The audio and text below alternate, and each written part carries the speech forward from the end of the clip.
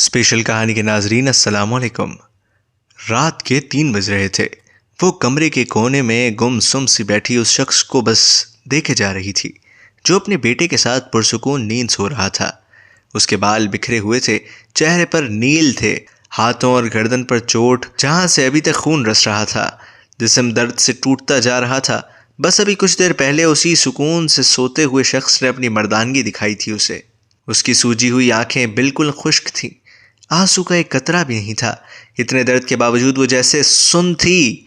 صدمے کی حالت میں دماغ اس بات کو قبول کرنے کو تیار نہیں تھا کہ یہ سب ہو چکا ہے۔ کیا یہ وہی شخص ہے جو کہا کرتا تھا کہ میں تمہاری آنکھ میں آنسو بھی نہیں دیکھ سکتا، جو اس کی ذرا سی تکلیف پر رو دیا کرتا تھا، جو کہتا تھا میں آپ کو چھوڑنے کا تصور بھی نہیں کر سکتا، جس نے کبھی تم کہہ کر بھی نہیں پکارا تھا اسے، اور آج یہی شخص اسے ایک رات اپنے گھر رکھنے کو تیار نہیں تھا۔ درندوں کی طرح مار کر ایک گلاس پانی تو دور، طرز کی نگاہ تک نہیں ڈالی تھی اس پر۔ کیا وہ اس ذلت کے قابل تھی؟ اس کی محبت کیا اسی دن کے لیے اس نے اپنی زندگی، اپنی محبت، اپنا خلوص، وفاداری سب اس شخص پر نچھاور کی تھی؟ کیا اسی دن کے لیے وہ اس کی خدمتیں کیا کرتی تھی؟ ایک بچے کی طرح اس کا خیال کرتی تھی، پانی کا گلاس تک اسے خود سے پینے نہیں دیتی تھی، ساری رات اس لیے پیر دبایا کرتی تھی تاکہ انہی پیروں سے وہ اسے ٹھوکریں مار کر اس کی اوقات یاد دلائے۔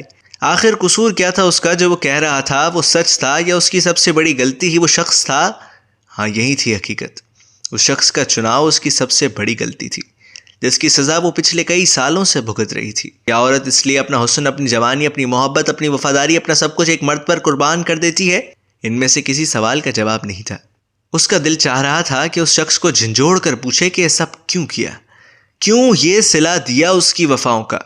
کیا کمی رکھی تھی تمہارا گھر بنانے میں؟ کیوں؟ آخر کیوں تم مرد اتنے سنگ دل ہوتے ہو؟ کیسے اتنے درندے بن جاتے ہو؟ تم لوگ انسان نہیں ہو، وحشی ہو، وحشی۔ سنا تم نے؟ ایک وحشی درندہ۔ اس کے لفظ، یہ درد اس کے اندر ہی شور کرتا دم توڑتا جا رہا تھا۔ رات کی طرح وہ بھی ڈھل رہی تھی اور ڈھل ہی جانا تھا۔ کوششیں کرتے، اپنا گھر بچاتے، صبر کرتے، خاموش رہتے اب تھک چکی تھی۔ اب اسے جانا تھا اس اذیت بھری دنیا سے، اس وحشی سے، اتنا دور کہ اس کے ہونے کا احساس بھی اسے کبھی نہ ہو۔ طلاق دے تو رہے ہو پورے قہر کے ساتھ، میرا حسن و شباب بھی لوٹا دو میرے مہر کے ساتھ۔